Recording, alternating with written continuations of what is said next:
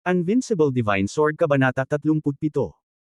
Ang Panginoon ng mga duwende ay si Wu Wang Jiushang, si Zhen Yuan ay nagdidilig, at ang kutsilyo sa kanyang kamay ay pumutok at nanlamig. Si Wu Wang Jiuzhong, sa Qinghe City, ay talagang isang master. Gayunpaman, ang kanyang kutsilyo ay nabunat lamang, at si Yang Xiaotian ay nagbomba ng kanyang palad gamit ang kanyang palad. Biglang, isang malaking golden palm print ang bumungad sa kabilang partido. Aba! Nakita ko ang Elven Master na iginuhit ni Yang Xiaotian. Ang buong buto ng katawan, ang mga kalamnan ay pumuputok. Nang basagin niya ang lupa, nahiga siya doon, pumutok ang kanyang sandata sa katawan, at dumura ang kanyang bibig na may dugo. Ilang pang master ng duwende ang huminga, at ang kanilang mga mukha ay nagbago ng husto, at sila ay umatras sa takot. Gayunpaman, pagkatapos ng ilang mga tao na umatras, nalaman nilang hindi alam ng ninuno ni Mozo kung kailan ito nasa likuran nila. Ilang tao ang nagdiin ng takot sa kanilang mga puso, ang isa sa kanila ay tumingin kay Yang Xiaotian, "Anak, naiisip mo ba ang mga kahihinatnan?" Sa pinakamahusay na imperyo, ang isang tao ay nangahas na salakayin ang pangunahing bahay ng mga duwende, at nasaktan din niya ang napakaraming Panginoon ng mga pangunahing bahay ng lungsod. Anong nangyari? Anong problema? Malamig na sabi ni Yang Xiaotian, pagkatapos ay sinuntok ang tiyan ng Katie Wala, na binasag ang kabilang partido sa gazebo sa di kalayuan, at ang gazebo ay nabasag. Maya-maya, may umaamoy na amoy. Sa pagpapabuti ni Yang Xiaotian Shui, lumalakas at lumalakas ang kapangyarihan ng kanyang Shira, at halos masabugan ng kamao ang kabilang partido. Nakita ng ilang master ng duwende ang kasambahay, at ang malupit na mga salita na sinabi nila ay biglang nilamon pabalik. Malapit nang bumalik ang may-ari ng lungsod, hindi ka makakatakas. Palubog na sabi ng isa sa kanila. Escape. Sinong nagsabing gusto nating tumakas? Si Yang Xiaotian ay mukhang walang pakialam at naglakad patungo sa ilang tao. Umatras ang ilang tao, at biglang umatake ang isa sa kanila kay Binyan Kirin. Manggahas, iniisip ng produktong ito na ang Binyan Kirin ay isang malambot na persimmon. Nang salakayin ni Binyan Kirin ang kalaban, tinatamad siyang magpaputok at nakahinga. Biglang nanlamig si Bing Tian, at ang hangin ay parang 19th level ng horror storm. Ang Elven Master ay agad na sumabog. Nang lumapag, ang bangkay ay nabasag sa asul na durog na yelo. Ilan pang mga Elite Master ang babarilan sa Tianqing Lei Python, at natakot silang tumigil. Sa oras na ito, nakahinga rin ng maluwag ang Tiangkangalei Python. Biglang gamulong ang siyam na araw na Diyos ng kulog sa dagat ng kulog. Maraming duwende ang natakot, at sa sandaling sila ay magsasalita, sila ay nalunod ng mga gumugulong na Diyos. Gamulong si Shen Lei, at kasama ang mga bangkay ng ilang tao, suot ang mga dingding ng patio sa lahat ng paraan. Nang lumapag ang ilang tao, naging ilang tambak ng itim na nalalabi. Nakatayo doon sina Tai Chulan at Tai Xiaoeg, at lubos silang nabigla sa eksenang nasa harapan nila. Kuya Yang, aalis na ba tayo? Bumalik si Tai Chulan at nag-aalalang sinabi, natatakot ang pangunahing hukbo ng lungsod na malapit na itong dumating. Aalis. Umiling si Yang Xiaotian at sinabing, bihira lang pumunta sa pangunahing bahay ng mga duwende, gusto kong mamasyal. Pagkatapos ay naglakad siya patungo sa pangunahing bulwagan ng pangunahing bahay ng lungsod kasama si Binyan Kirin. Sa oras na ito, nakita ni Haian na matagal na siyang hindi bumabalik, at sumimangot. Si Chen Senador, ang elder ng bakal na pinto, at si Li Ting, ang unang renewal ng Qinghe City, ay kakaiba rin. Xiao Chengzhou, hindi maganda. Sa oras na ito, isang master ng mga duwende ang tumakbo sa takot, at ang kanyang boses ay nanginginig, Xiao Chengzhou, nandito na sila. Sila. Si Haian ay mukhang natakot, ang kanyang mukha ay lumubog, sino ang dumating? Ito ang mga Panginoon ng mga taong iyon. Ang pamilya ng duwende ay nanginag, ang mga Panginoon ng mga taong iyon ay pumasok sa pangunahing bahay ng lungsod, at sila ngayon ay pupunta dito. Paano si Hailong? Galit na sabi ni Haien. Si Hailong ang unang master ng Wu Wang Jiushang. Namatay si Master Hailong. Ang Elven Master ay sumigaw at namatay, lahat ay mamatay. Nagulat ang lahat sa hall. Lalo na sina Chen Senador, Li Ting at iba pa ay hindi kapanipaniwala. Nang marinig ito ni Haien, nagalit siya. Ilang tao ang pumasok sa kanilang pangunahing bahay at pumatay ng napakaraming master ng duwende. Naghahanap lang ng kamatayan, paghahanap ng kamatayan. Galit na dinurog ni Haian ang baso, para saan ang mga ito? Walang pagkakamali, isa, 619, isang libro, Isa, isa, isa, isa, isa, isang libro. Gusto niyang malaman kung bakit sumugod ang mga taong ito sa kanilang pangunahing bahay ng walang dahilan, at pinatay din ang napakaraming duwende sa kanilang pangunahing bahay. Para sa isang dalaga. Nang inag ang Elven Master, ngayon, binili ng kasambahay ang isang batang babae mula sa mga kamay ng maraming tao. Isang batang babae. Nagalit si Haiyan, para sa isang batang babae, napakaraming Panginoon ng mga duwende. Pagkatapos siya ay nagtanong, ang hukbo ba sa lungsod ay darating? Dumating na ang hukbo sa lungsod. Nagmamadaling sabi ng Elven Master na medyo napako sa kanyang puso. Sa oras na ito, may sumigaw sa labas ng bulwagan, at ang mga Elven Masters na nagbabantay sa labas ng bulwagan ay binasag sa bulwagan. Ang sahig ng bulwagan ay binomba. Nagulat ang lahat. Pagtingin ko, nakita ko ang isang teenager na nakasuot ng maputlang asol na brocade. Sa likod ng binatilyo, sundan ang tatlong matangkad na lalaki, isang itim, isang asul at isang berde. Bukod sa tatlong lalaki, mayroon ding isang pares ng mga kapatid na babae at lalaki. Ang darating na tao ay si Yang Xiaotian. Pumasok si Yang Xiaotian, sumulyap sa 12 ng mga master ng mga handaan sa isang sulyap, at pagkatapos ay bumagsak sa Haiyan. Tumayo sina Haiyan, Chen Senador, Li Ting at iba pa. Umalis si Haiyan sa upuan at malamig na tumingin kay Yang Xiaotian, anak, saang pamilya ka galing? Maglakas loob kang gawin ang susunod na pangako, patayin ang aking Elven Master. Ang sumusunod ay isang krimen. Natawa si Yang Xiaotian nang marinig niya ito. Malinaw, sa mga mata ni Haiyan at ng iba pa mula sa mga duwende, ang lahi ng tao ay mas mababa. Sa oras na ito, sinabi ni Chen Senador, ang dakilang elder ng Iron Fan Gate, munting kapatid, saang pamilya ka galing? Kung luluhod ka ngayon at ipagtatapat ang iyong kasalanan sa batang Panginoon ng lungsod, maaari akong magsumamo sa batang Panginoon ng lungsod para sa kapakanan ng ating parehong angkan. Sinabi rin ni Li Ting, tama si Master Chen Senador. Kung handa kang lumuhad at aminin ang iyong kasalanan sa batang Panginoon ng lungsod, maaari tayong makiusap sa kanya. Napamura ang Sky Blue Thunder Python nang marinig niya ito, sino siya? Lumuhad ang ating Young Master at ipagtapat ang kasalanan sa kanya. May dala siyang sapatos para sa ating Young Master, at ang tingin ng ating Young Master ay mababa siya. Nang marinig ito, labis na nagalit si Haiyan na malapit nang sumabog ang kanyang baga. Nakinig sina Chen Senador, Li Ting, at iba pa kay Tianqing Lei Python na ibinigay ni Haiyan ang sapatos ni Yang Xiaotian. Naisip ni Yang Xiaotian na kapag siya ay mababa, nagbago ang kanyang mukha. Sino si Haiyan? Ang Haiyan ay ang master ng batang lungsod ng Qinghe City. Sobrang dalisay ng bloodline, at mura daw ng isang master of the people. Okay, very good. Pinanood ni Haiyan si Yang Xiaotian at tumingin sa Tianqing Thunder Python. Walang sandali, at napakahirap niyang patayin. Sa sandaling ito, tumunog ang tunog ng mga yabag, at nakita ko na ang isang pangkat ng mga koponan na may suot na mabibigat na sandata ay bumuhos sa pangunahing palasyo at pinalibutan ang buong bulwagan upang tumagas. Nang makita ang hukbo sa lungsod, lumuwag si Haiyan, at malamig niyang tiningnan si Yang Xiaotian, anak, alam mo ba kung ano ang pinakagusto ko? Ito ay pagbabalat. Balatan ang balat ng iyong lahi ng tao sa patong-patong. Pagkatapos ay makinig sa iyong sumisigaw, malungkot.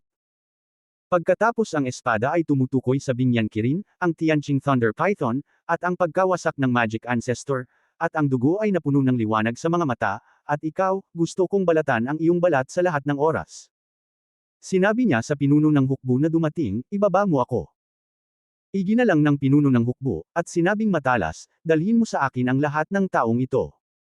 Pagkatapos noon, tinadtad muna niya si Yang Xiaotian nang ipump niya ang kanyang kutsilyo. Sabay-sabay na pinaslang ng libu-libong pinuno ng hukbo ang sibat kay Binyan Kirin at iba pa.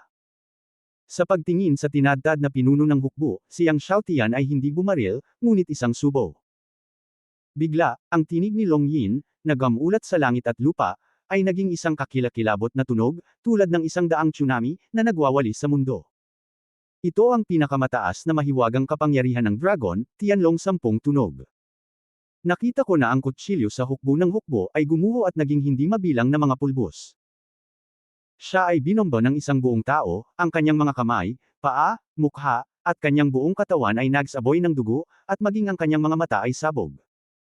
Halos sa pagitan ng paghinga, sumabog siya sa ambon ng dugo. Pagkatapos, nagpatuloy si Yin Lang sa pagsabog sa mga pinuno ng hukbo na sumalakay. Sunod-sunod na hukbo ang itinaas, lahat ay nag-flutter, lahat ay bumagsak, at lahat ay sumabog. Sa wakas, ang gate ng pangunahing bulwagan ng sound waves.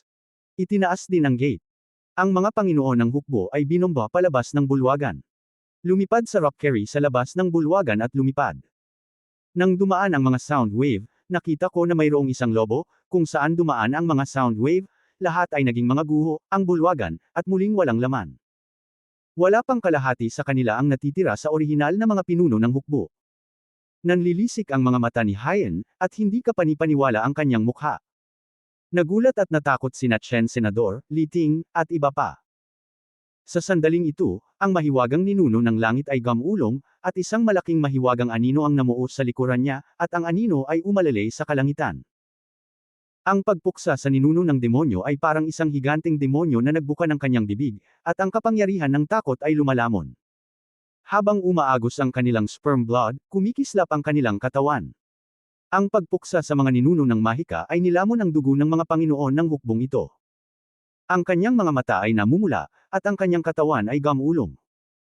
Ang milyong mga master ng Qinghe City ay nakaramdam lamang ng isang kakilakilabot na bundok sa buong katawan.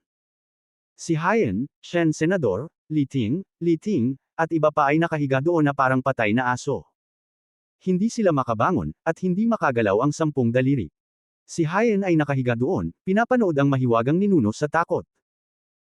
Si Yang Xiaotian ay humakbang pasulong at pumunta sa Hyen, ang master ng Xiaocheng, Qinghe City, at malamig na tumingin sa isa't isa, sinabi mo lang na babalatan natin ang balat ng ating mga tao. Mapatla at duguan ang mukha ni Hyen, at nanginginig na sinabi, gaano man kayo kalakas, imposibleng harapin ang aking buong duwende. Kung manggahas kayong patayin, hindi kayo pababayaan ng kamahalan ng aking mga duwende. Talaga. Itinaas ni Yang Xiaotian ang kanyang mga paa, humakbang, at direktang tinapakan ang ulo ni Hyen sa lupa. Ang panginginig ng lupa. Nanlamig si Yang Xiaotian, at muling tinapakan ang ulo ng kausap sa ilalim ng lupa. Ang mga mata, ilong, at tainga ni Hyen ay nagsaboy ng dugo. Gusto niyang huminga, ngunit nalaman niyang maging ang kanyang paghinga ay maluhos sa sandaling ito. Sina Chen Senador, Li Ting, at iba pa ay tumingin sa naghihingalong Hyen, at sila ay nagulat at natakot. Kung namatay si Hyen, nang bumalik ang master ng Qinghe City, natakot siyang madawit sila. Gayunpaman, magsasalita na sana sila, at nakita nila ng direkta si Yang Xiaotian at tinapakan ang ulo ni Hyen. Sumambulat ang plasma at na-spray ang mga ito sa lahat ng dako. Walang pagkakamali, isa, 619,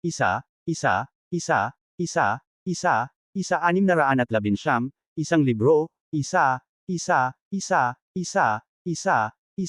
isang libro. Nang makita ni Chen Senador, Li Ting at iba pa na naapakan si Hyen, patay na si Mo Shi. Mayroon kang malaking sakuna. Nang inag at desperado si Li Ting, ang dalisay na dugo ng may-ari ng Hyen Xiaocheng ay ang pinakamarangal na Saudi elf, at siya ang nag-iisang anak na lalaki ng Panginoon ng lungsod ng Qinghe, ang nag-iisang anak na lalaki, pro-anak. Hindi ka pakakawalan ng mga duwende at ang pamilya mo. Natarante rin si Chen Senador, malapit nang bumalik si Master Heiba, at tiyak na papatayin niya ang iyong pamilya. Nang muli siyang magsasalita tungkol dito, pinalayas siya ni Yang Xiaotian sa bulwagan kasama si Li Ting. Isang putok. Sina Chen Senador, Li Ting, at iba pa ay binabasag ang mga bato sa labas ng dingding at nagsusuka ng dugo. Hintayin mo ang Sea Fighter na bumalik at sabihin sa kanya na hinihintay ko siya sa Taishan Village. Tumingin si Yang Xiaotian kina Chen Senador, Li Ting at iba pa, at sinabing walang pakialam. Nagulat at nagalit sina Chen Senador, Li Ting at iba pa. Ngunit sa pagkakataong ito, walang nang ahas na tumili. Kaya na. Si Yang Xiaotian ay isang maliit na manok, Tai Kulan, Tai Kiao daw. Ang dalawang kapatid na babae ni Tai Chulan ay sumunod kay Yang Xiaotian ng ilang tao, hanggang sa lumabas sila sa pangunahing palasyo ng lungsod, silang dalawa ay nakadikit pa rin. Ang nangyari ngayon ay lubos na lumampas sa imahinasyon ng dalawang tao. Hanggang sa mawala si Yang Xiaotian at ang kanyang mga tauhan, si Chen Senador, Li Ting at iba pa ay naglakas loob na magpumiglas na umakyat mula sa mga sirang pader at mga guho. Pagtingin sa katawan ni Hyen at sa nasirang City Lord's Mansion sa harap nila, gusto nilang umiyak ngunit walang luha. Tapos na. Tapos na talaga. Malungkot na umiyak si Chen Senador. Patay na si Hyen, ito ay ganap na nakakasira ng mundo. Alis na tayo dali. Nanginginig na sabi ng isa sa kanila. Kung babalik si Haiba at makitang pinatay ang kanyang anak, maaaring mapunit niya ang kanilang mga ulo sa galit. Sa pag-iisip ng malupit na pamamaraan ng Haiba, si Chen Senador ay nanginig sa kanyang puso at nang ahas na hindi na manatili pa. Tumakas siya sa City Lord's Mansion kasama si Li Ting at iba pa. Ang balita na ilang lahi ng tao ang pumasok sa Qinghe City Lord's Mansion at pinatay si Haiyan at isang grupo ng mga Elf Masters para iligtas ang isang babaeng tao na ikinagulat ng hindi mabilang na mga sekta at pamilya sa Qinghe City. Ang Qingchengyang City Lord ay dinurog ng isang human race boy. Narinig ko na ang dugo ay nasa buong lupa at ang kanyang kamatayan ay kakilakilabot. Para sa isang babaeng tao, talagang nakapatay siya ng napakaraming master ng duwende at pinatay ang batang Panginoon ng lungsod. Siya ay baliw, ganap na baliw. Galit na galit ang malalakas na lalaki ng mga sekta at pamilya. Matapos bumalik niyang Xiaotian at ng kanyang mga kaibigan sa Taishan Village, patuloy na naunawaan niyang Xiaotian ang Thousand Buddha Sword daw sa kahoy na bahay.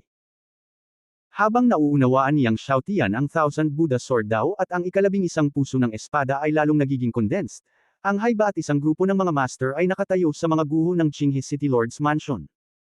Tiningnan ni Haiba ang mga katawan ng mga master ng duwende, ang kanyang mga mata ay puno ng nakakatakot na pagpatay na layunin. Lumapit siya sa katawan ng anak at tinignan ang ulo ng anak na durog na durog. Kumalabog ang kanyang puso. Wala siyang sinabi. Kaya lang, nakatayo siya roon habang nakatitig sa katawan ng kanyang anak, sinusubukan ng kanyang makakaya upang sugpuin ang marahas na layunin ng pagpatay sa kanyang puso. Natahimik ang mga lalaki sa likuran niya, at walang nang ahas na magsalita. Nasa Taishan Village siya. Sabi ni Haiba pagkaraan ng mahabang panahon. Oo, Ginoo, ang batang lalaki ay nasa Taishan Village.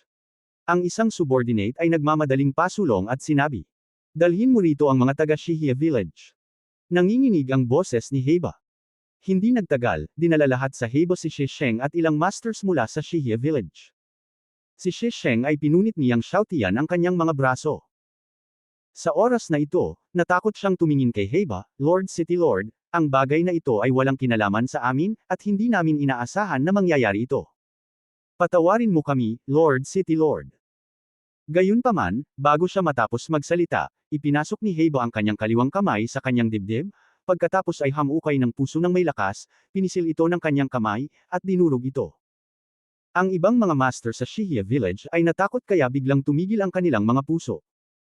Walang ekspresyon ang mukha ni Haiba, hinukay ang puso ng ilang tao, at dinurog sila. Gamitin mo ang lahat ng iyong lakas para suriin. Gusto kong malaman kung saang pamilya kabilang ang hamak na lalaking iyon. Pagsisisihan ko siyang mabuhay sa mundong ito. Mabangis ang mukha ni Haiba, para siyang baliw, may dugo sa mga kamay, parang demonyo mula sa impyerno. Lumipas ang ilang araw. Sinanay niyang Xiaotian ang Thousand Buddha Swordsmanship at naunawaan niya ang Thunder of the Nine Heavens sa kakahuyan. Isang gabi. Siyang Xiaotian, na nagsasanay ng Thousand Buddha Swordsmanship, ay biglang sumambulat na may 9 na kulay na sword energy sa buong katawan niya. Pagkatapos ng ika-10 na kulay na liwanag ng espada, ang ika-11 na kulay na liwanag ng espada ay namumulaklak.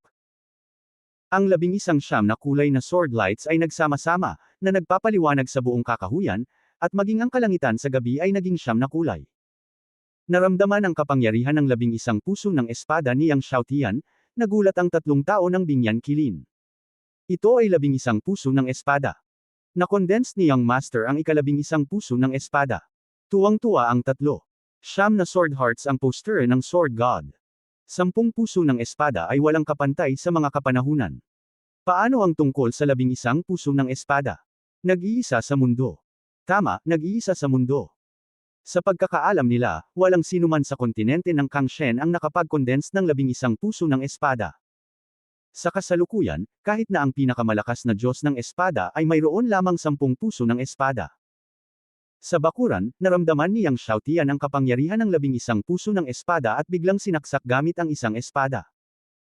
Biglang, isang enerhiya ng espada ang direktang tumagos sa sunod-sunod na malaking puno, dumaan sa kakahuyan, at tumama sa bundok sa labas ng kakahuyan. Ngayon lang, malinaw na dumaan ang kanyang sword energy sa mga putot ng mga punong ito, ngunit hindi man lang nasaktan ang mga punong ito. Gayunpaman, ang bundok sa di-kalayuan ay direktang tinusok ng enerhiya ng espada, at isang butas ng espada na may diameter na 10-10 metro ang sumabog. Ang butas ng espada ay tumagos sa buong bundok at lumabas mula sa kabilang bahagi ng bundok. Congratulations to the young master for condensing 11 sword hearts. Ang young master ay walang kapantay sa mga kapanahunan. Lumapit si Binyan Qilin at ang tatlo pa kay Yang Xiao at tuwang-tuwang sinabi. Nakipagkamay si Yang Xiaotian at nakangiting sinabi, 11 puso ng espada, paano ito walang kapantay sa mga panahon? Pagkatapos ay sinabi niya na may ngiti, kung maaari kong paikliin ang 14 na kulay na puso ng espada, iyon ay walang kapantay sa mga kapanahunan. Ang tatlong tao ng Binyan Qilin ay natigilan. Walang mga pagkakamali sa isang pangungusap, isang post, isang nilalaman, isang anim, isang siyam, isang libro, isang bar. 14. Hindi nila maisip kung gaano ka-invincible kung talagang mapapawi ni Yang Xiaotian ang 14 na puso ng espada. Sa katunayan, hindi nagyayabang si Yang Xiaotian. Kung masupol niya ang higit pang mga magic sword, malapit na niyang makondense ang 14 na puso ng espada tulad ng Panginoon ng Kangxen noong nakaraan. Ngayon, mayroon na siyang 11 puso ng espada.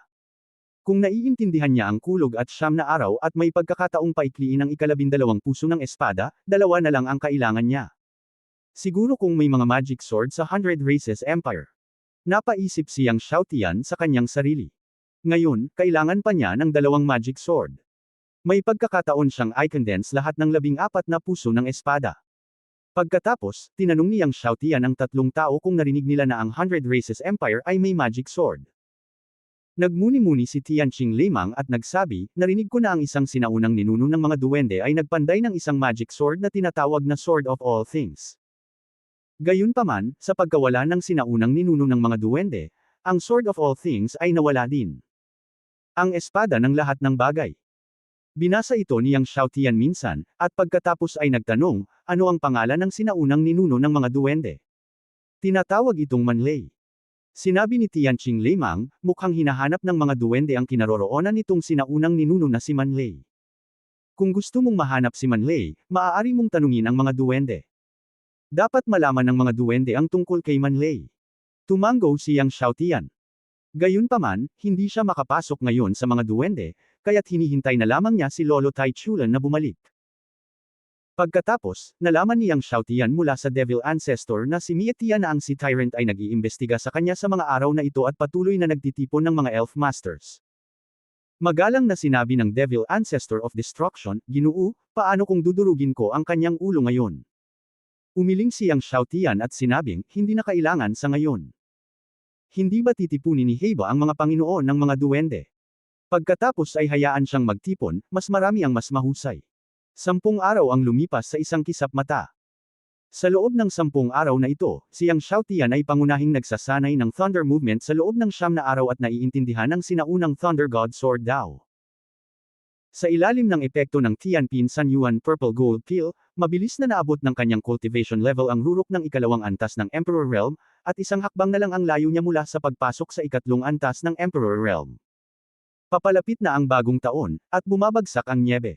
Katapusan na naman ng taon. Nang si Yang Xiaotian ay nagsasanay ng swordsmanship sa nyebe sa bakuran, nakita niya si Taichulan na tumatakbo papunta sa kakahuyan na may hitsura ng pagtataka, at masayang kumaway kay Yang Xiaotian mula sa malayo, Sir Yang, bumalik na ang lolo ko. Nang marinig ni Yang Xiaotian na nakabalik na si Lolo Taichulan, tumigil siya sa pagsasanay sa espada at tuwang-tuwa.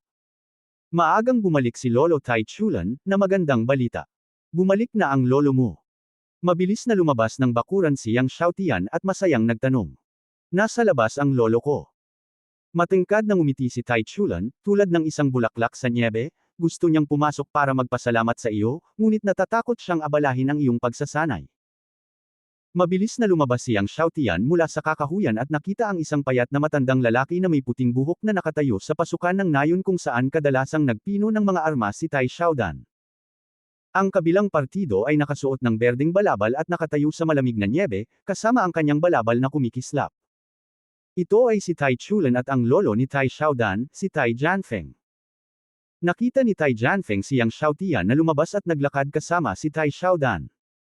Pagdating niya sa harap ni Yang Xiaotian, yumuko siya ng malalim, salamat, young master. Malinaw, alam na niya na iniligtas ni Yang Xiaotian si Tai Chulan mula sa City Lord's Mansion. Senyor, magalang ka. Mabilis na tinulungan ni Yang Xiaotian si Tai Jianfeng na tumayo. Pagkatapos tumayo ni Tai Jianfeng, tumingin siya kay Yang Xiaotian sa harap niya at napuno ng emosyon. Sa kanyang pagbabalik, narinig niya ang tungkol sa Qinghe City Lord's Mansion. Nakangiting tanong niya, narinig ko mula kay Chulan na gustong pumasok ni Young Master Yang sa Dwarf Tribe. Hindi ito itinago ni Yang Xiaotian nang marinig niya ito. Sa totoo lang, Senyor, hinahanap ko ang likas na banal na bakal. Nabalitaan ko na ang Dwarf Tribe ay may bahagi nito. Tumango si Tai Jianfeng at sinabing, ang Dwarf Tribe ay mayroong isang piraso ng likas na banal na bakal. Sa puntong ito, nahihirapan siyang sinabi, maaari kitang dalhin sa Dwarf Tribe, ngunit ang piraso ng likas na banal na bakal na iyon ay ang pamana na kayamanan ng Dwarf Tribe. Maaaring mahirap para sa iyo na makuha ang likas na banal na bakal mula sa kanila. Nagmamadaling sinabi ni Yang Xiaotian, hanggat dadalhin ako ng nakatatanda sa Dwarf Tribe, para sa likas na banal na bakal, ako mismo ang gagawa ng paraan. Ang mahigpit na nakalok na mga kilay ni Tai Jianfeng ay lumuwag at ngumiti. Okay, pagkatapos ay dadalhin kita sa Dwarf Tribe ngayon. Tuwang-tuwa si Yang Xiaotian nang marinig niya ito. Kaya, sa pamumuno ni Tai Jianfeng, sina Yang Xiaotian at Bingyan Qilin ay dumating sa Dwarf Tribe. Sa pagkakataong ito kasama si Tai Jianfeng, maraming tao ang matagumpay na nakapasok sa Dwarf Tribe. Sa Dwarf Tribe, ang mga gusali ng Dwarf Tribe ay napakaikli.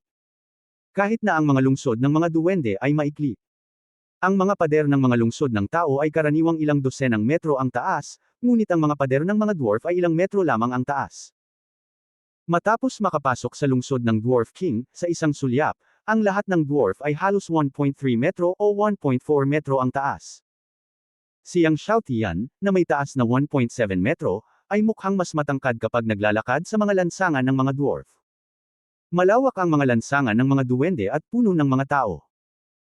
Ang mga tindahan sa magkabilang gilid ng mga kalye ay halos lahat ng mga tindahan ng pagpino ng armas, at ang regular na tunog ng pagpanday ng bakal ay patuloy na maririnig. Habang nag-iisip si Yang Xiaotian kung paano sisimulan ang pag-uusap nang makaharap niya ang dwarf chief mamaya, biglang, isang malakas na putok ang dumating, at ang buong hanay ng bundok ng Dwarf Tribe ay marahas na nayanig. Nagulat si Tai Jianfeng at tumingala sa langit, tanging ang ipinagbabawal na liwanag ng pagbuo ng Dwarf Tribe sa kalangitan ay namamayagpag. May umaatake sa Dwarf Tribe formation. Nagulat din si Yang Xiaotian at ang kanyang mga kasama. Boom!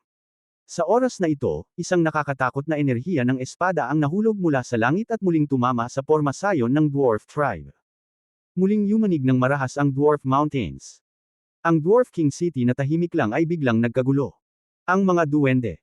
Darating ang mga duwende. May gulat na sigaw. Sa Dwarf King City, lumipad palabas ang mga pangkat ng dwarf troops.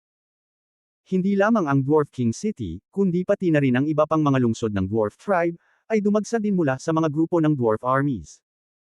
Sa Dwarf Palace, isang napakalaking spaceship ang lumipad palabas, at sa spaceship, nakatayo ang isang grupo ng malalakas na lalaki ng Dwarf Tribe.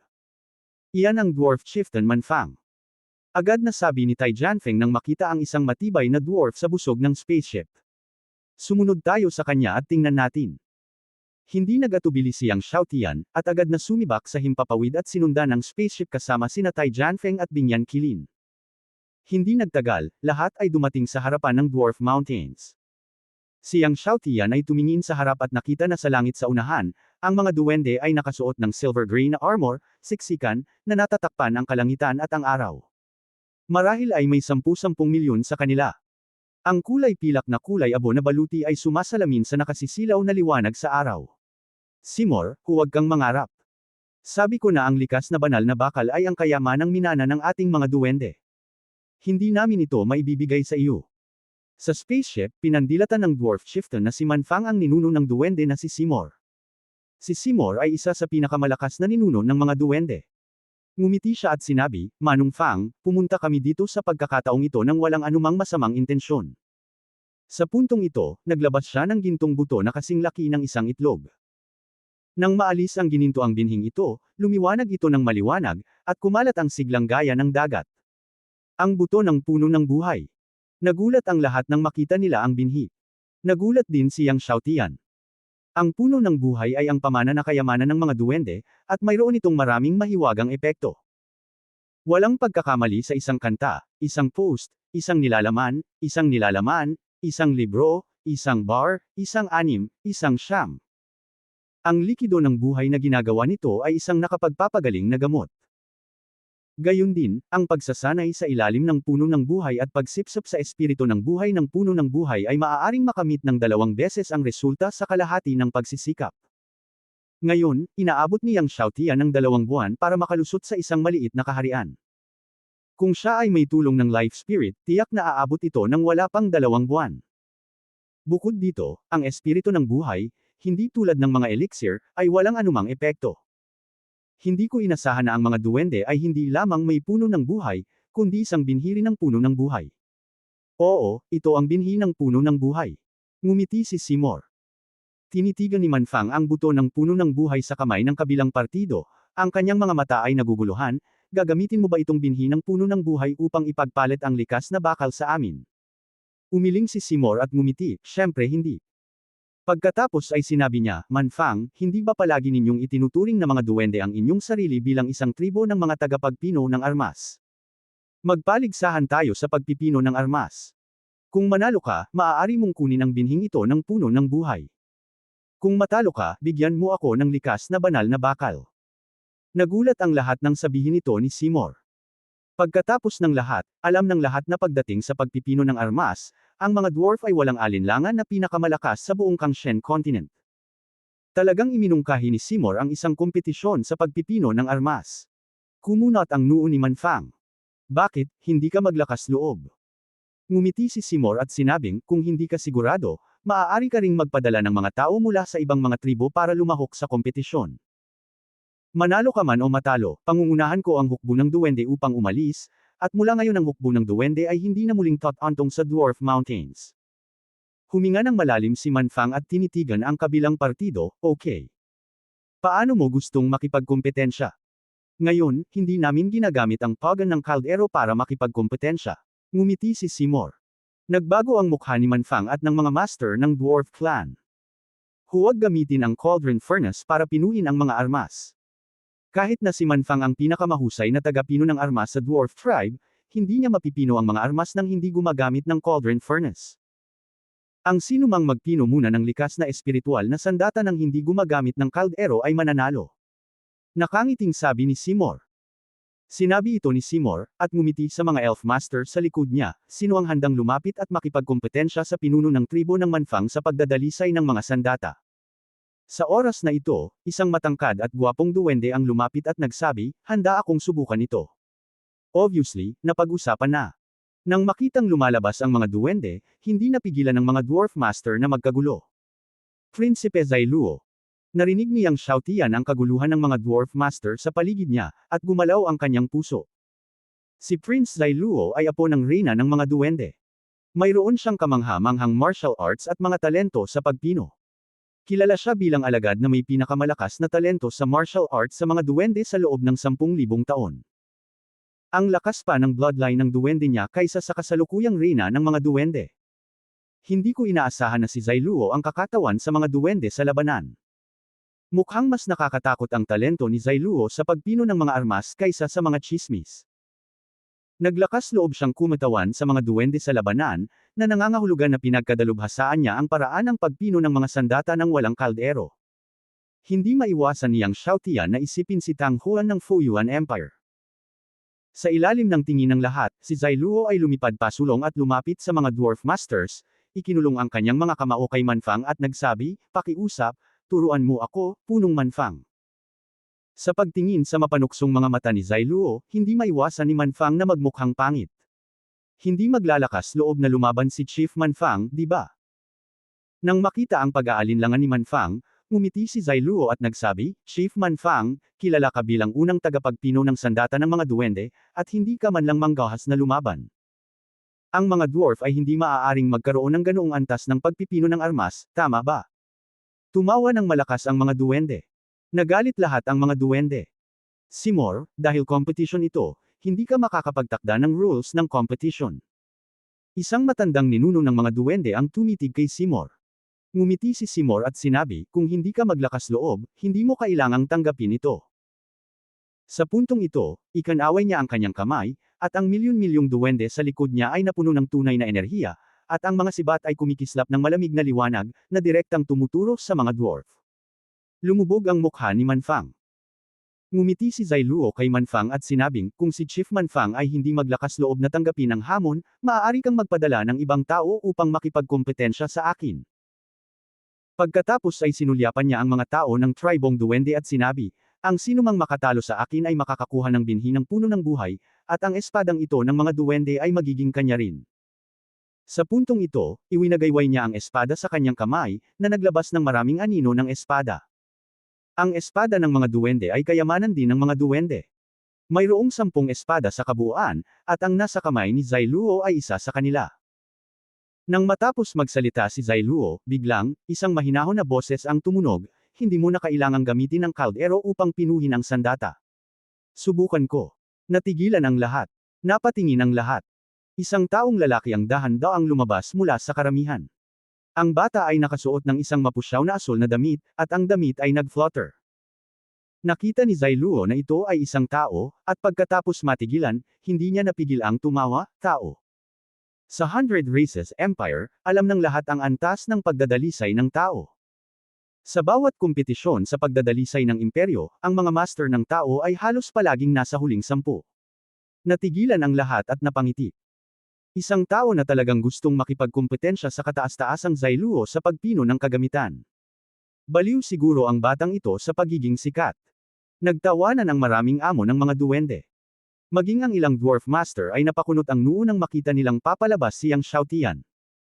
Anak, tao ka, anong mga kwalifikasyon ang mayroon ka para makipagkompetensya sa ating prinsipe ng duwende?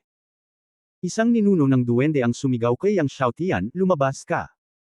Walang pakialam na tumingin siyang Xiaotian kay Zailuo, bakit, hindi ka ba manggahas? O natatakot ka at wala kang lakas ng loob na makipagkompetensya? Ang mga duwende ay hindi maaaring magkaroon ng ganitong antas ng kagamitan sa pagpino. Ang sinabi ni Zailuo sa dwarf tribe leader na si Manfang kanina, ibinalik na niyang Xiaotian kay Zailuo at sa mga duwende. Galit na galit ang lahat ng duwende nang marinig nila ito. Kumikislap din ang mga mata ni Saimo sa malamig na liwanag. Umirap si Shiluo at lumapit kay Yang Xiaotian. Tiningnan niya si Yang Xiaotian na may layuning pumatay. Okay, anak, tatanggapin ko ang hamon mo, ngunit paano kung matalo ka? Kapag natalo ako, ibibigay ko sa iyo ang buhay ko. Walang pakialam na sabi ni Yang Xiaotian. Isang malupit na ngiti ang ipinakita ni Shiluo, okay. Pagkatapos nito, tumingin siya kay Manfang, Chief Manfang, ano sa palagay mo? Pagkatapos ng lahat, ang bagay na ito ay nagsasangkot ng pamana na kayamanan ng mga duwende, at kailangan ang pahintulot ni Manfang. Tumingin si Manfang kay Yang Xiaotian at nag-alinlangan. Walang naniniwala na si Yang Xiaotian, isang taong lalaki, ay maaaring pinuhin ng isang likas na espiritual na sandata ng walang kaldero. Walang nagkamali. Isang pangungusap, isang post, isang nilalaman, isang anim, isang siyam, isang libro, isang bar. Kasama siya. Bilang kauna-unahang dalubhasa sa pagpino ng sandata ng mga duwende, hindi niya ito magagawa. Paano ito magagawa ng isang tao? Sa oras na ito, sinabi ni Yang Xiaotian, huwag kang mag-alala, Chief Manfang. Kung matalo ako, ang tripod na ito ay pag-aari mo, ang mga dwarf. Gayunpaman, kung mananalo ako, gusto ko ang likas na banal na bakal. Pagkasabi nito, kumuha siya ng malaking tripod at inilagay sa lupa. Nayanig ang lupa. Bilong Tianding. Bilong Tianding, isa sa 4 na dakilang divine tripod. Nang makita ang tripod sa kamay ni Yang Xiaotian, tuwang-tuwang sumigaw ang isang matandang ninuno ng mga dwarf.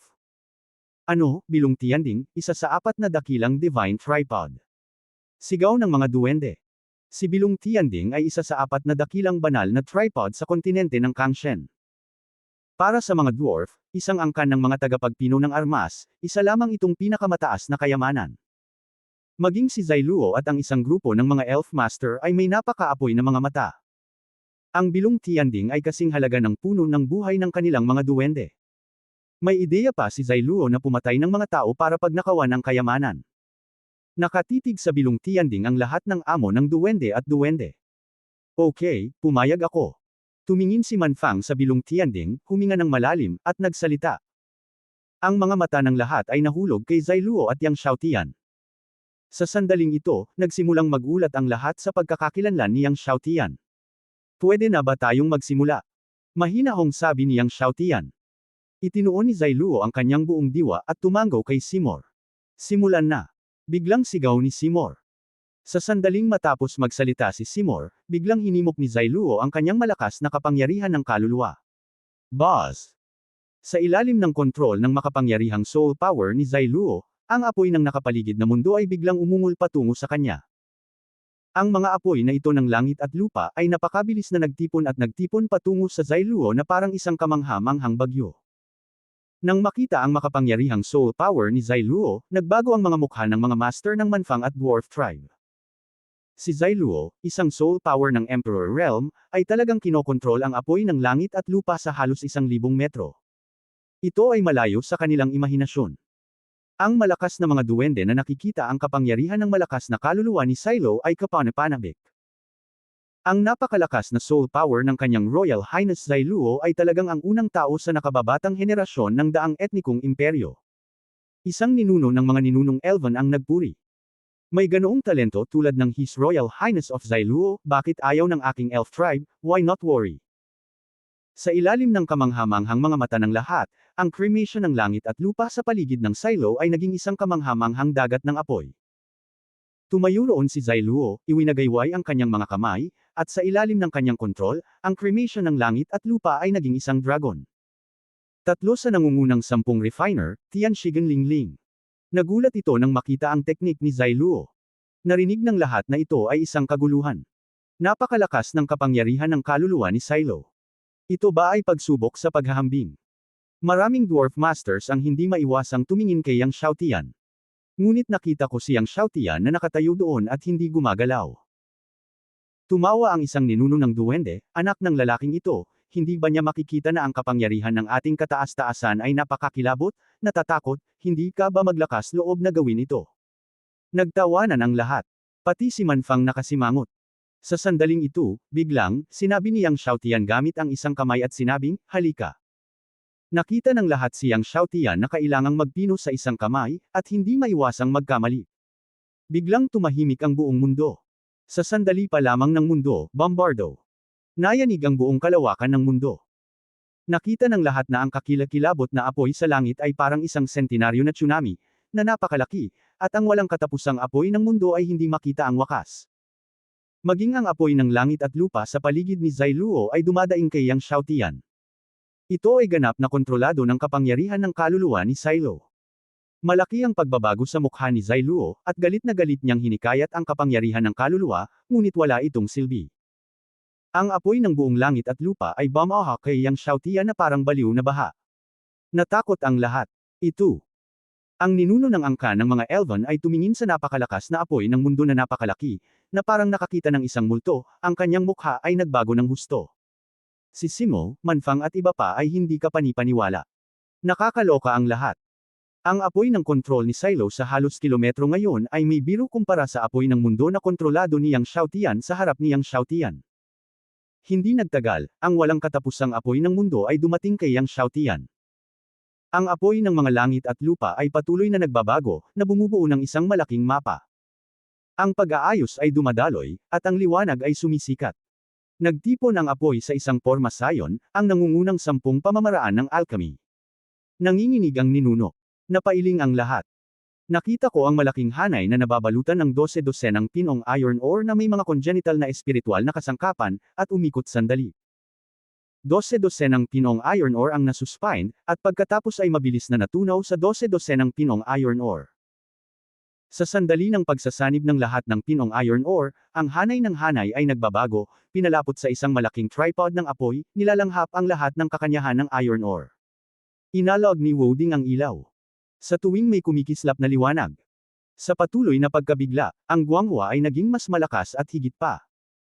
Ang lahat ay labis na naakit sa mahiwagang eksenang ito, at maging ang mga duwende ay napabuntong hininga, at sila ay isang tao ng lahi ng tao na nakakalimutan na ang mga tagapaglinis. Pagkaraan ng higit sa 12-dosenang beses, biglang, ang apoy na si Ding ay nakakabigla, at ang liwanag ng Ding ay kaluwalhatian, at isang berdeng espada ang dahan-daang bumangon mula sa fire tripod. Sa pagtingin sa dahan-daang tumataas na asul na espada, ang orihinal na gwapong mukha ni Zailuo ay mapatla at walang dugo, at maging ang pilak na baluti, na kumikinang, ay tila mapurol. Nangungunang congenital spirit. Nangungunang congenital spirit. Sa sandaling lumabas ang boses, ang 10-10 milyong tropa ng duwende ay namutla. Ang kanilang prinsipe na si Zailuo ay natalo sa isang tao na binatilyo. Sa kanilang mga mata, walang mga kabataan na walang kwalipikasyon sa kanilang mga prinsipe. Si Simo ay mayroon ding mga ninuno ng mga duwende, at ang kanyang mukha ay hindi maganda. Naiintindihan ng lahat ang ibig sabihin kapag natalo si Silo. Nangangahulugan ito na malapit nang mawala sa kanila ang mga binhi ng buhay. At hindi ito ang pinakamahalaga. Walang pagkakamali, isa, 619,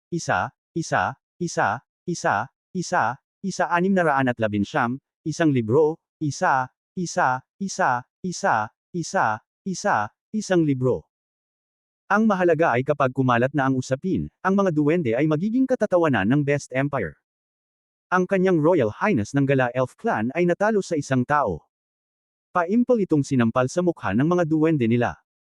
Ang mga master ng dwarfs ay tumingin sa pinakamataas na congenital spiritual sword, na ikinagulat din.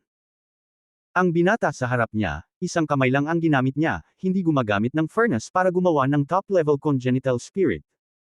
Kahit na ang kanilang mga ninuno sa antas ng artisan ay hindi ito magagawa. Talo ka. Tumingin siyang Xiaotian kay Zailuo at sinabing walang pakialam. Talo ka, tulad ng martilyo sa atrium ng Silo. Si Silo, na mapatla ang mukha, ay mapatla. Pareho lang ang level ng mga refiner ng mga duwende mo. Sabi niyang Xiaotian. Iyon lang. Nagbago ang mukha ni Simo. Galit na galit ang mga duwende. Mahigpit ang mga kamao ni Zailuo, nakatitig kay Yang Xiaotian, ang kanyang mga mata ay pawang mamamatay tao. Ngunit sa huli, binitawan pa rin niya ang kanyang kamao, iwinagayway ang mga duwende sa kanyang kamay, ipinasok kay Yang Xiaotian, at malamig na sinabi, magandang tretuhin ang aking espada, kung hindi, wala kang lugar para mamatay. Gayunpaman, nilalaro ni Yang Xiaotian ang isang daliri at pinatalbog ang mga duwende sa manfang, na nagsasabing, hindi, isang basurang espada, higit pa ako. Nakinig si Silo sa basura ng espada ni Yang Xiaotian, at ang kanyang buong katawan ay nagulo. Maulap ang mukha ni Seymour, ngunit sa wakas ay ipinitik niya ang buto ng puno ng buhay kay Manfang. Kinuha ni Manfang ang buto ng puno ng buhay sa kanyang kamay at tumawa ng buong puso. Nang marinig ang nakakatusok na tawa ni Manfang, ang mukha ni Seymour ay kasing pangit. Ngunit nang malapit nang umalis si Yang Xiaotian, biglang may sumigaw mula sa mga duwende, tumigil ka. Tumingin ang lahat at nakita na si Heiba, ang Panginoon ng Qinghe City, ay lumabas sa hukbo ng duwende. Sa pagkakataong ito, sinundan din ni Heiba at ng kanyang mga tauhan ang hukbo ng duwende. Pagkalabas ni Heiba, magalang siyang bumati kina Seymour, Zailuo at iba pa, at pagkatapos ay nagsabi, aking Panginoon, kamahalan, ako ang Panginoon ng Qinghe City. Ang taong ito ay pumasok sa mansyon ng aking Panginoon ilang araw na ang nakalipas at pinatay ang aking anak at 12 ng mga duwende. Ano? Ang mga Panginoon ng mga duwende ay nagkakagulo. Ang mga master ng dwarf tribe ay tumingin kay Yang Xiaotian ng may pagtataka. Maraming dwarf expert ang nakarinig tungkol sa nangyari sa Qinghe City Lord's Mansion ilang araw na ang nakalipas. Ginawa ba ito ng lalaking kaharap niya? Ang pagpatay sa aking elf master, ang krimen ng pagsira sa tribo. Bago magbukas si Simo, galit na sinabi ng isang ninuno ng mga ninuno ng Elven, at gusto niyang patayin si Yang Xiaotian. Pinigilan ni Simo ang ninuno ng mga duwende. Malamig niyang tiningnan si Yang Xiaotian, na parang tumitingin sa isang langgam, Qinghe City, ngunit ginawa mo ba ito? Walang pakialam na sinabi ni Yang Xiaotian, oo, natapakan ang ulo ng kanyang anak. Binombo ko ang mga tao ng mga duwende. Narinig ng mga duwende na 10-10 milyong tropa ang pagtapak ni Yang Xiaotian sa ulo ng batang lungsod ng Qinghe City, at siya ay galit na galit. Patayin! Patayin mo siya! Ang Elf Clan 10-10 milyong tropa ay sabay-sabay na sumigaw, at ang tunog ay parang dagat, at ang pagpatay ay nag-aalangan. Isang sangkatauhan ang nangahas na patayin ang napakaraming amo ng kanilang mga duwende, at ang galit sa puso ng lahat ng mga duwende na naruroon ay nag-alab sa isang iglap. Nang makitang kinilala ni Yang Xiaotian, inamin din ni Simo na hindi siya nagbago ng mukha, at galit din siya. Guro, gusto ko siyang blogan mag-isa, at hilingin sa mga matatanda at sa kanyang maharlikang kamahalan na maging matikas at masiyahin. Humakbang si Haifa at sinabi kina Simo at Silo. Sinabi ni Simo, maaari kong hayaan mong patayin mo siya mag-isa, ngunit gusto kong magdusa siya sa paghiwa ng buto at karne. Nangangahulugan ito na masyadong mabilis ang pagkamatay ni Yang Xiaotian. Putulin muna ang karne niyang Xiaotian, pagkatapos ay tinadtad ang mga buto niyang Xiaotian, at pagkatapos ay pinatay siyang Xiaotian. Magtiwala ka. Kinasusuklaman ni Haiba, pahihirapan ko siyang muli sa paghiwa ng buto at karne. Sa pagsasalita tungkol dito, lumingon siya kay Yang Xiaotian. Galit na udyok ni Haiba Genyuan, at ang kanyang hininga ay lumakas, at siya ay isang dalubhasa sa martial arts. Isang malaking kutsilyo ang lumitaw sa kanyang kamay, nagngangalit ang kanyang mga ngipin, "Anak, pinutol ko muna ang laman ng iyong buong katawan." Pagkatapos noon, kumislap ang kanyang katawan, at kinatok niya siyang Xiaotian. Sa ilalim ng pagbuhos ng Haiba Genyuan, ang kutsilyo sa kanyang kamay ay pumutok ng isang mabigat na espada. Nabasag ng kutsilyo ang malakas na alon ng hangin at tinadtad sa harap niyang Xiaotian sa isang kisap mata. Sa pagtingin sa pinutol na espada, ang mukha niyang Xiaotian ay gaya ng nakagawian, ngunit umabot lang siya, tulad ng libu-libong magic thunder na sumabog. Kaagad pagkatapos, siyang Xiaotian ay kumislap sa hugis at nakarating na sa Haiba. Tumingin si Haiba kay Yang Xiaotian sa harap niya at nabigla. Bago maputol ang malaking kutsilyo sa kanyang kamay, hinawakan ng kanang paa ni Yang Xiaotian ang ulo ng kalaban, at saka pinindot. Nakakapagpalusog. Ang ulo ng buong tao ay idiniin ni Yang Xiaotian sa dibdib. Nakatayo roon ang walang ulo niyang katawan, hawak ang isang malaking kutsilyo sa kamay, na gumagawa pa rin ng poster para gupitan. Ano? Nanatili ang mga Elven Master. Maging ang Manfang, Silo at maging si Simo ay nagulat. Ang si Fighter sa Wawang ay talagang pinapatay ng binatang ito. At walang pagtutol sa lahat. Itinulak ni Yang Xiaotian ang walang ulong bangkay ng si Fighter, at malamig na tumingin kay Zailuo, "Nabalitaan ko na ikaw ang pinakamalakas na alagad ng martial arts ng Elf Tribe sa libu-libong taon, maglakas loob ka bang makipaglaban sa akin?" Sa sandaling sinabi ni Yang Xiaotian, nagbago ang mukha ni Zailuo.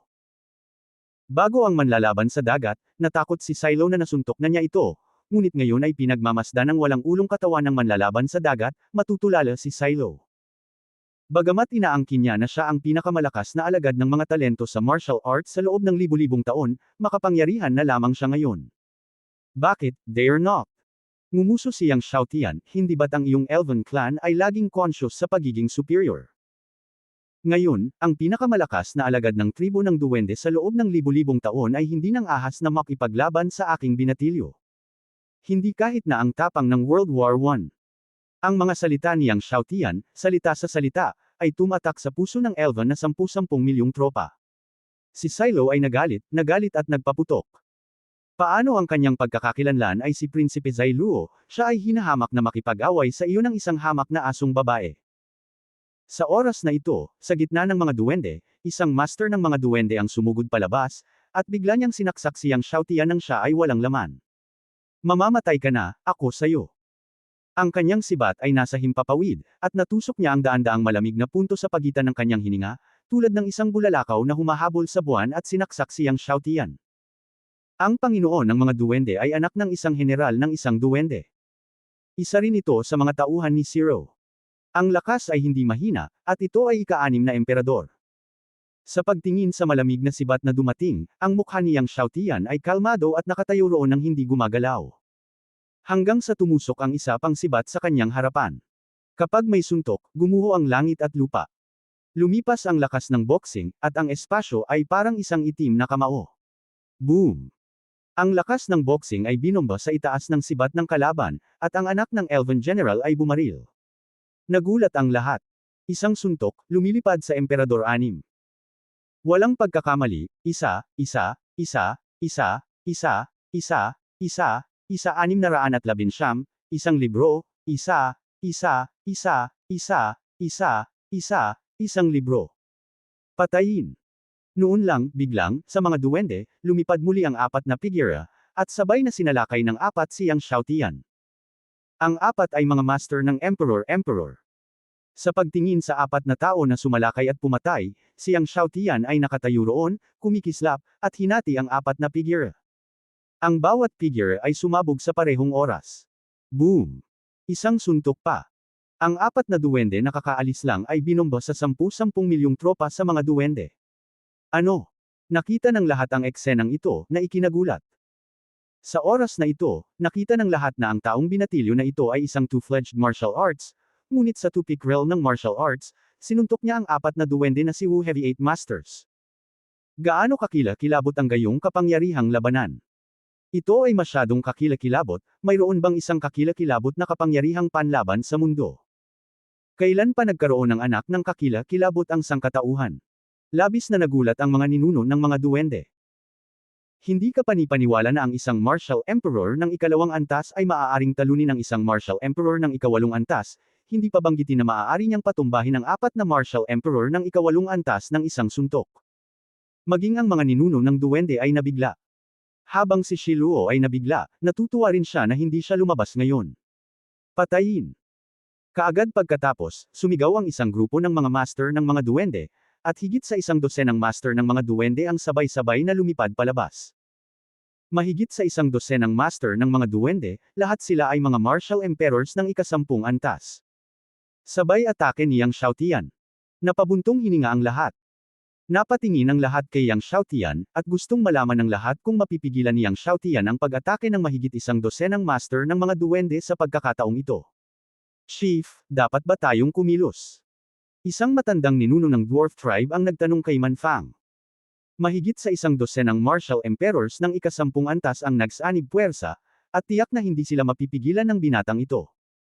Kung hindi sila tumulong, ang kabilang partido ay mamamatay.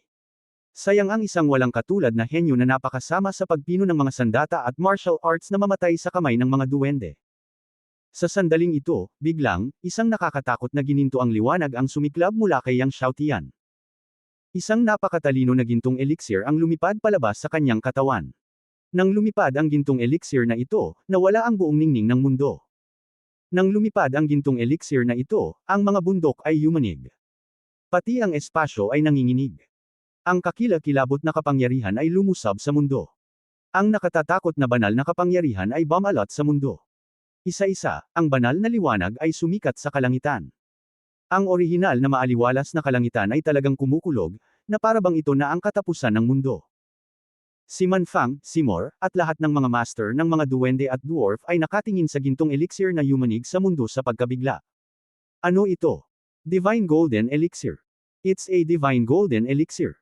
The Divine Golden Elixir is born. Si Manfang ay incoherent, sumasayaw sa tuwa, at muntik nang mahulog sa spaceship. Ano ba? Divine Golden Elixir. Nagulat ang lahat ng mga master ng dwarf at duwende. Ang binatang ito ay talagang nag-condense ng isang Divine Golden Elixir. Lalong nabigla si Zai Luo. Siya ay pinuri bilang henyo na may pinakamalakas na talento sa martial arts sa mga duwende sa loob ng 10,000 taon, at nag-condense lamang siya ng top-grade Golden Elixir na nirerango sa top 10. Gayunpaman, nang i-condense niya ang pinakamahusay na gininto ang elixir, nagulat ito sa lahat ng lahi. Ngunit ngayon, ang taong batang ito ay pinalamutian ng maalamat na banal na gintong elixir na imposibleng lumitaw muli. Divine Golden Elixir. Nagulat ang mga dwarf masters at tuwang-tuwa silang lumuhod. Ang ilang mga dwarf master ay lumuhod pa at gumapang sa lupa bago ang banal na gintong elixir. Para sa milyon-milyong taon, kahit na ang banal na gininto ang elixir ay hindi na lumitaw, ang alamat ng banal na gininto ang elixir ay ipinasa at ginawang Diyos. Para sa maraming tao, ang banal na gintong elixir ay sumisimbolo sa kataas-taasang kapangyarihan. Ang dosenang mga elf master na sumalakay kay Yang Xiaotian ay tumingin sa banal na gininto ang elixir ng napakalapit, at sila ay puno rin ng hindi kapani-paniwalang pagkabigla. Patayin mo siya. Biglang umungol si Seymour na may mabangis na mukha. Ang dos-ina o higit pang mga duwende na sumalakay kay Yang Xiaotian ay natigilan. Ano ka pa nakatayo dyan, patayin mo na siya. Umungol si Seymour. Sa sandaling ito, biglang, direktang itinutok ni Manfang ang kanyang palakol kay Seymour, at tuwang-tuwa na sumigaw, Seymour, kung maglakas loob kang hawakan siya, gusto kong mamatay ang iyong ina. Tuwang-tuwa si Manfang na hindi siya maintindihan, at hindi niya alam kung gusto niyang mamatay si Seymour o mamatay ang ina ni Seymour. Lahat ng duwende nakikinig sa utos ko. Kung sino man ang manggahas na hawakan ang young master na ito, patayin mo siya. Patayin ang kanyang lola. Tuwang-tuwang iwinagayway ni Manfang ang kanyang palakol at sumigaw. Sa utos ni Manfang, ang lahat ng mga master ng dwarves ay sumugod kay Yang Xiaotian at binalot siya ng mahigpit, na parabang binabantayan nila ang isang hindi malalabag na kataas-taasang Diyos. Nang makita ito, dumilat si Seymour at itinutok ang kanyang espada kay Manfang, Manfang, makikipagdigma ka ba sa aking mga duwende para sa isang tao na batang lalaki? Si Manfang ay sumabog sa hangin, bitbit ang malaking palakol sa kanyang balikat, at sumigaw ng galit, Seymour, dapat mong maunawaan kung ano ang kinakatawan ng banal na gininto ang elixir. Ngayon pinamunuan mo ang hukbo ng duwende upang mabilis na umatras, huwag magkamali. Narinig ito ni Seymour, ang kanyang mukha ay mabangis, at siya ay tumawa, ang mga alamat na iyon ay gawa-gawa lamang.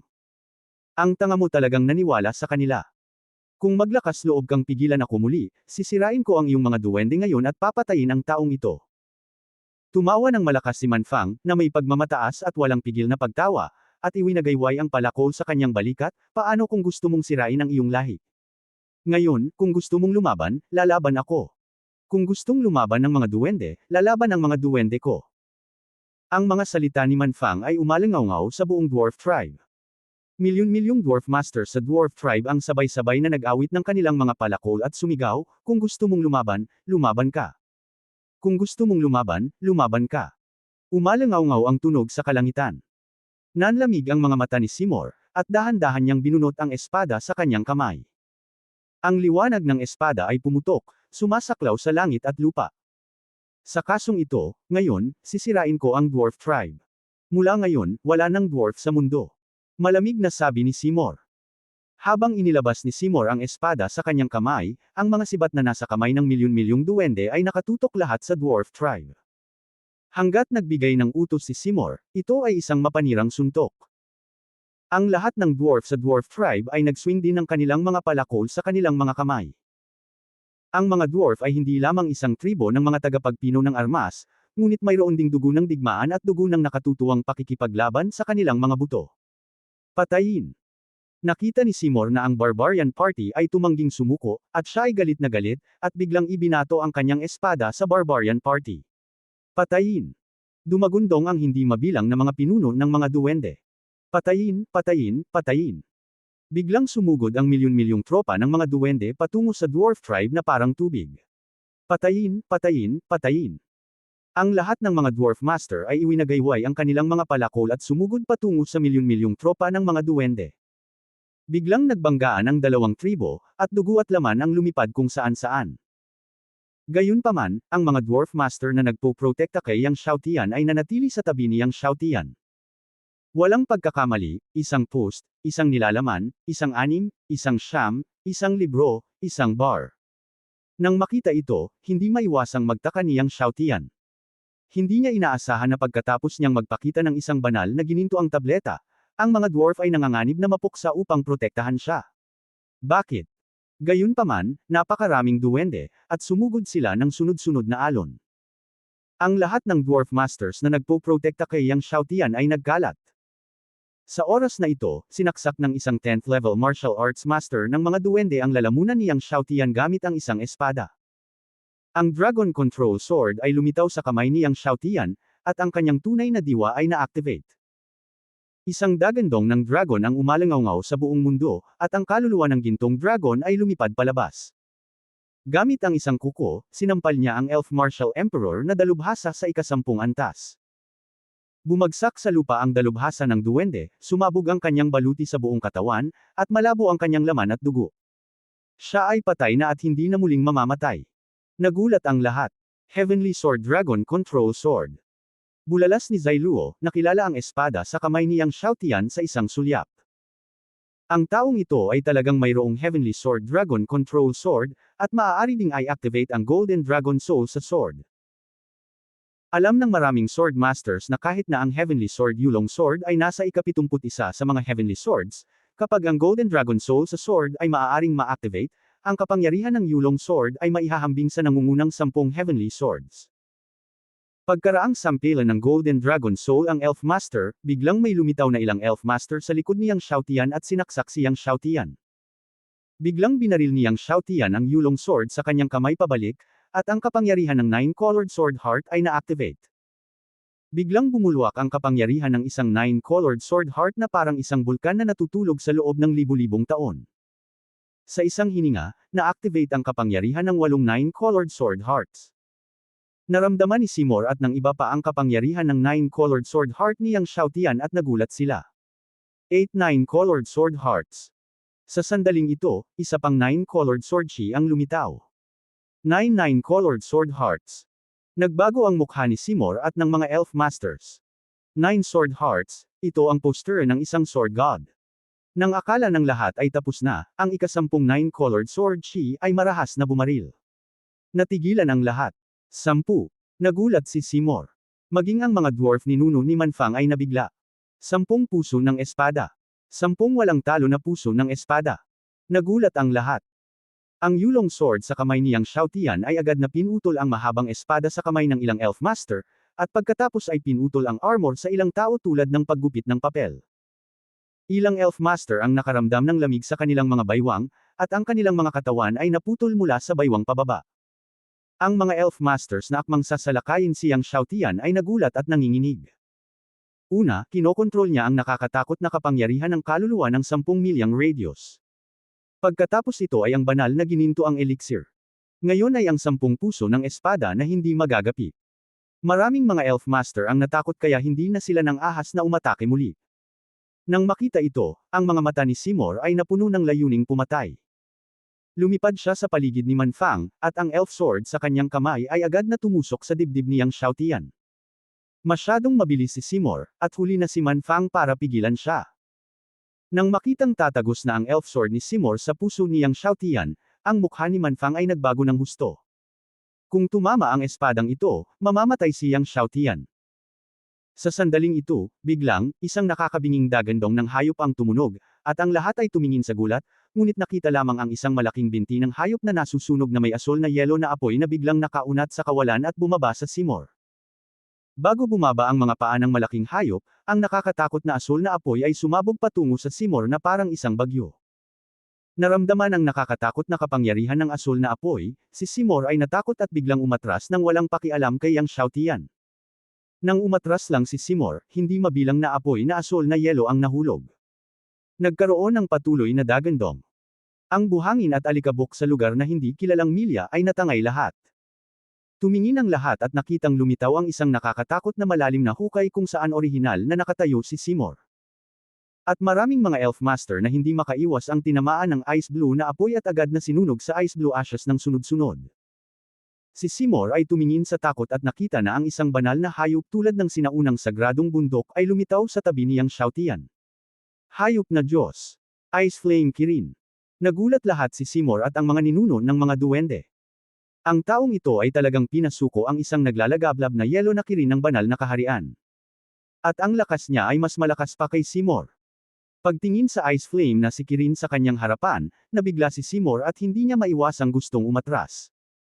Pagkatapos ng lahat, dumating lamang ang mga duwende kasama ang 3 Diyos sa pagkakataong ito. Bukod dito, may mga duwende sa paligid. Nang iniisip ni Seymour na umatras, biglang, mula sa 9 na langit, milyon-milyong mga banal na kulog ang bumagsak na parang baha, at lahat sila ay tumama sa hukbo ng mga duwende. Boom! Ang mga duwende ay agad na nilubog ng milyon-milyong banal na kulog, at nagsisigawan. Si Seymour at ang iba pa ay tumingin sa gulat, at isang malaking Thunder Python ang lumitaw sa itaas ng hukbo ng mga duwende, na nagwawalis gamit ang 1,000 talampakang haba ng buntot. Kung saan man ito dumaan, kumulog, at ang hukbo ng mga duwende ay natangay o direktang sumabog sa ambon ng dugo. Sky Blue Thunder Python. Nakaramdam ng lamig sa kanilang mga puso si Seymour at ang iba pa. Isa pang Super Beast. Ano ang pagkakakilanlan ng taong ito? May 2 Super Beast talaga siya sa kaharian ng mga Diyos. Umalis. Gulat na sigaw ni Seymour. Nang makita ang Ice Flame Kirin at ang Azure Thunder Python, alam niyang walang pag-asang mapatay ang taong nasa harap niya. Habang naguutos si Seymour na umatras, ang lahat ng pinuno ng mga duwende ay sabay-sabay na nagbigay ng utos, umalis. Sa utos na umatras, ang hukbo ng duwende ay umatras na parang tubig. Sa pagtingin sa umaatras na hukbo ng duwende, ang Ice Flame Kirin ay may malamig na mga mata at malamig na sinabi, Ice the 9 Realms. Biglang nalaglag ang mga kuko niya. Agad, ang Ice Blue Flame ay naging isang ice blue na dagat, na nagmamadali patungo sa Elf Army na parang tsunami. Pagsabog ng kulog. Pagkatapos, hindi mabilang na mga banal na kulog ang bumagsak mula sa langit sa itaas ng 9 na langit. Nang ang mga banal na kulog ay bumagsak sa hukbo ng duwende, sila ay sumabog ng sabay-sabay. Mga ipinagbabawal na spells. Bulalas ni Seymour, at ang espadang duwende sa kanyang kamay ay naglaslas ng husto. Sinubukan din ng dalawa pang Diyos at ninuno ng mga duwende ang kanilang makakaya upang harangan ang mga ipinagbabawal na spell ng Ice Flame Kirin at ng Azure Thunder Python. Gayunpaman, ang mga ipinagbabawal na spell ng Ice Flame Kirin at ng Azure Thunder Python ay napakalakas kaya kahit na ang 17 Diyos ng Heaven Stepang Sect ay hindi makalaban sa kanila, lalo pa si Seymour at ang dalawa pa. Biglang nataranta ang tatlo.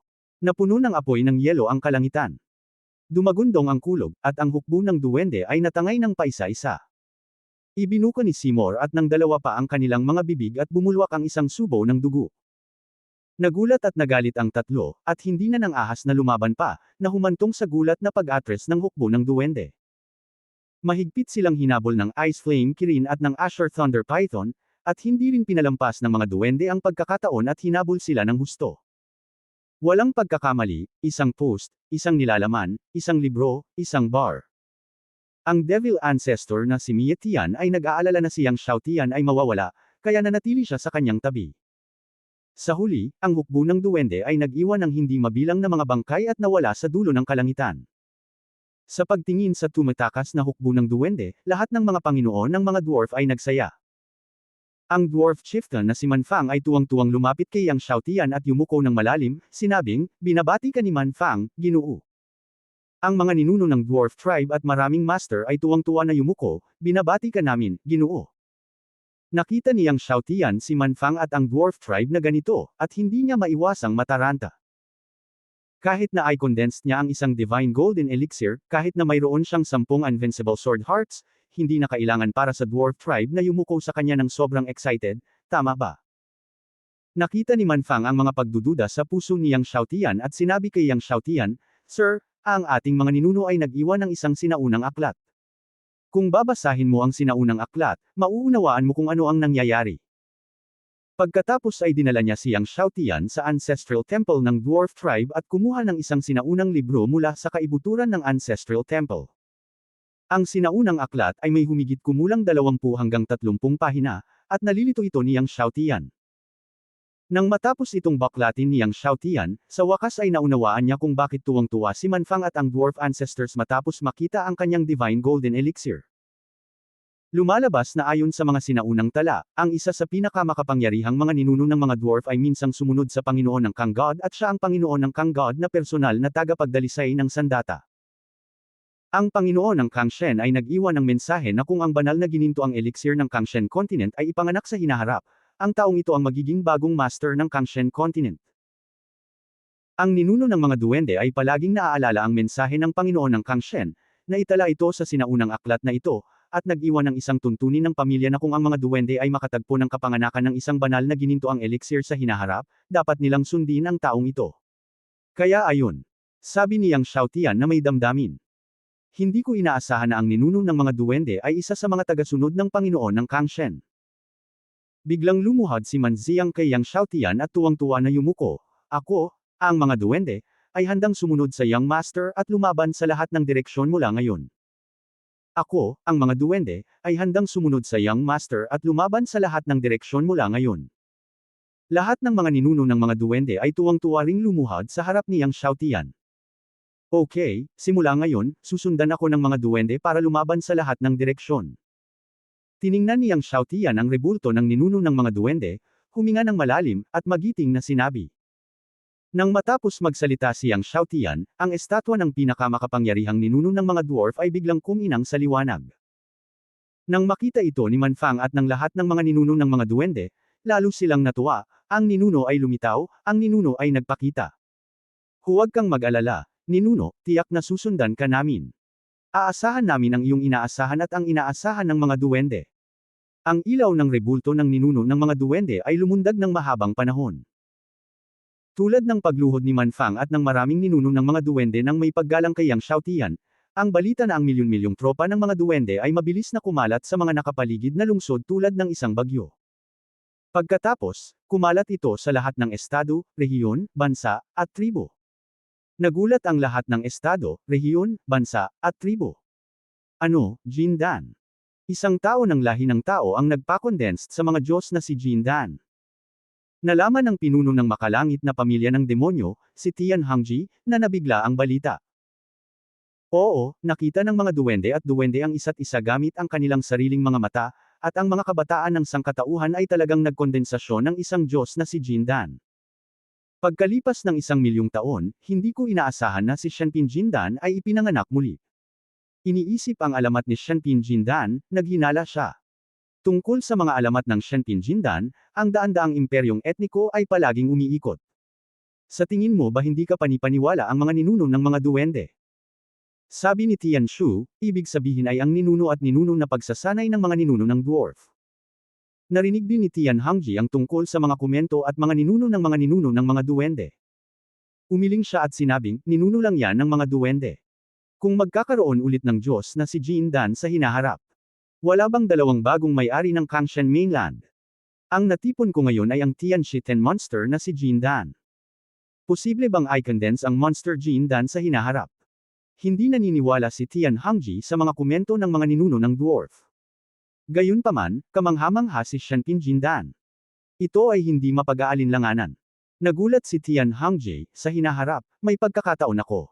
Gusto kong makita ang kapangyarihan ni Jindan, isang binata, si Jindan. Sa oras na ito, pagkatapos malaman na ang Elven Army ay tumakas, ang Elf Family Far East ay nagalit, dahil ang mga duwende ay namatay ng halos 1,000,000. Dapat mong malaman na ang hukbo sa Dwarf Tribe sa pagkakataong ito ay mga karapat-dapat na elite. Ayon sa balita mula sa harapan, mayroong halos 1,000,000 tao. Ang ninuno na si Zykan ng angka ng duwende ay nagalit din, at ang hukbo ng Sap-Age ay namatay ng higit sa 100,000 katao. Ang Blue Elf Legion ay isa sa mga pinaka-elite na legion sa mga duwende, na may kabuang 500,000 lamang. Nakikinig sa Sap-Age Legion ng higit sa 100,000 katao, ang mga mata ni Zaiyu Andong ay nabigla. Nagalit din ang mga ninuno ng mga duwende sa bulwagan. Mamumuno ako ngayon sa hukbo para ayusin ang Dwarf Tribe. Ang mga ninuno ng mga duwende ay nakakabit. Gayunpaman, isang ninuno ng duwende na mapatla ang buhok ay biglang nagsabi, dahil ang tao ng sangkatauhan ay nakakabit kay Jindan, kailangan nating maging maingat. Sa sandaling marinig ni Zykan, ngumisi siya, totoo ba na talagang iniisip mo na totoo ang katawa-tawang pagsasanay sa mga ninuno ng mga duwende? Siya ay pare-parehong hindi kapanipaniwala para sa mga ninuno ng mga ninuno ng mga duwende. Maraming malalakas na tao na naruroon sa Zaiyu Andong at ang mga duwende na naruroon ay hindi naniniwala dito. Depende sa utos, makaharap ang binatilyo ng lalaking ito, pumatay ng walang patawad. Ang malamig na boses ni Xiuan ay umalangaw sa bulwagan, patayin mo ako ng 1,000,000 duwende, mamamatay siya. Nang makita ito, hindi na siya hinikayat ng ninuno ng duwende na nag-aayos ng buhok. Sa katunayan, hindi siya naniniwala sa mga ninuno ng mga ninuno ng mga duwende. Ang mga ninuno ng mga dwarf ay patay na sa milyon-milyong taon, at sila ay napakalayo. Ang mga ninunong ito ay walang dapat paniwalaan. Nang mabigla ang lahat ng partido ng mga tagabay, tumingin si Yang Xiaotian sa mga dwarf chief, ang congenital god na bakal ay wala sa iyong mga kamay. Ang manfang ay medyo napahiya kay Yang Xiaotian, at sinabing, ang congenital god na bakal ay inilagay sa isang malaking kahon na bakal sa pinakamalalim na bahagi ng templo ng mga ninuno, ngunit ang napakalaking bakal na kahon na iyon, hindi namin ito mabuksan. Bakit? Hindi maiwasang magtaka ni Yang Xiaotian. Dahil ang kondado ng bakal na kahon ay gawa sa itim na kondado. Ipinaliwanag ni Manfang. Black Yao Bing Lock. Narinig ni Yang Xiaotian na hindi niya maiwasang bumitaw. Ito pala ang bagay. Ang kondado ni Black Yao Bing, kahit na maraming sunog sa nakaraang apoy, walang nang ahas na hawakan ang kahon na bakal. Kung walang makakapagbukas ng Black Ice Lock, matagal nang ginamit ng dwarf ang congenital god na bakal, at hindi ito mananatili hanggang ngayon. Dalhin mo ako para makita. Sabi ni Yang Xiaotian. Ang manfang ay hindi nang ahas na magkamali, at mabilis na dinala si Yang Xiaotian sa pinakamalalim na bahagi ng Ancestral Temple, at lumapit sa malaking bakal na kahon. Nang makita ni Yang Xiaotian ang bakal na kahon, alam niya kung ano ang sinabi ng malaking kahulugan ng manfang. Ang bakal na kahon na ito ay mas mataas kaysa sa kanya, at ito ay ilang metro ang lapad. Gayunpaman, isa itong kasing laki ng Black Yao Ice Lock. Dahil sa Black Yao Yao Bing Qi ng Black Yao Bing, ang buong bakal na kahon ay natatakpan ng mga layer ng Black Yao Ice. Kahit papalapit na, malamig. Anak, mag-iingat ka. Nakita ni Wild Fang si Yang Xiaotian na umaabot para hawakan ang bakal na kahon, at mabilis na nagpaalala. Ayos lang. Sabi ni Yang Xiaotian, at nang abutin niya at hinawakan ang bakal na kahon, nahanap ni Heo Binki ang kamay ni Yang Xiaotian. Walang pagkakamali, isa, 619, isang libro, isang libro. Sa sandaling binago niya ang kanyang mukha, nang siya ay kukuha ng shot, bigla niyang nakita na ang apoy ni Yang Xiaotian ay tumaas sa ilalim ng mga paa, at ang lahat ng Heiao Binki ay naging usok. Sa pagtingin sa apoy sa ilalim ng mga paa ni Yang Xiaotian, nagulat si Fang, ang apoy ng lupa. Sa nakakagulat na mga mata ni Manfang, ang apoy ng palad ni Yang Xiaotian ay nag-spray, at mabilis na natunaw ang Heiao Bing Lock. Gayunpaman, nang buksan ni Yang Xiaotian ang bakal na kahon at tumingin sa loob, hindi niya maiwasang mapatulala. Sa malaking kahon na bakal, inilagay ang isang bloke ng bakal na kasing laki ng kamao ng sanggol. Ang bakal na bloke ay madilim at itim, at ang mga Diyos ay napuno, na kung saan ay sapat na kaakit-akit, ngunit ito ay masyadong maliit. Nagtataka si Yang Xiaotian, kaya gumagamit ka ba ng ganoong kalaking bakal na kahon para i-install ito? Ngayon lang niya nakita na napakalaki ng bakal na kahon, at naisip kung gaano katagal ang congenital god na bakal. Sinong mag-aakalang konti lang ang halaga? Inilabas niya ang mabigat na piraso ng likas na banal na bakal. Sa pagtingin sa likas na banal na bakal sa kanyang harapan, hindi nakaimik si Yang Xiaotian. Paano magiging sapat ang gayong maliit na piraso ng likas na banal na bakal upang ayusin ang Kangshen sword? Hindi bababa sa 3 piraso ng likas na banal na bakal na ganito ang laki ang kailangan para maayos ito. Alam mo ba kung saan ka pa makakahanap ng likas na divine iron? Hindi napigilan ni Yang Xiaotian na tanungin si Manfang. Natigilan si Manfang at sinabi sa malalim na boses, sa pagkakaalam ko, mayroon din ang Tianyao clan. Ang ekspresyon ni Yang Xiaotian ay labis na nasasabik at nagtanong, gaano ito kalaki? Dapat ito ay halos kapareho ng sukat ng isang ito. Mabilis na sabi ni Manfang. Hindi mapigilan ni Yang Xiaotian na mabaygo. Kahit na mabilang ang piraso ng Tianyao clan, may kulang pa ring isang piraso. Bukod sa piraso ng likas na banal na bakal ng angkan ng Tianyao, mayroon ba nito ang ibang mga angkan? Tanong ni Yang Xiaotian na ayaw.